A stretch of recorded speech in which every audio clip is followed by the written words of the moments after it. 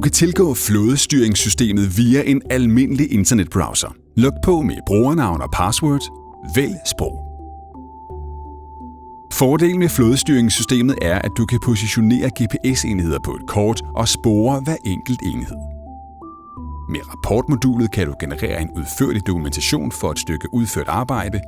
Vælg mellem de forskellige rapporttyper, der er forklaret med en kort tekst. Med servicemodulet er det muligt at automatisere indkaldelsen af køretøjer til serviceeftersyn. Vælg blandt andet, om servicet skal relateres til kilometer- eller timetællerstanden. Det er også muligt at kommunikere med chaufføren via SMS-modulet, der er en tilkøbsmulighed. Via alarmmodulet kan du opsætte alarmer, der blandt andet kan varsle andre brugere af systemet. Her er der eksempelvis mulighed for at opsætte et virtuelt geofence rundt om en enhed. Alle alarmer er mulige at udsende per e-mail, sms eller direkte i systemet. Når du logger på systemet første gang, anbefaler vi, at du først klikker på fanebladet Opsætning. Her justerer du detaljer for hver enkelt enhed.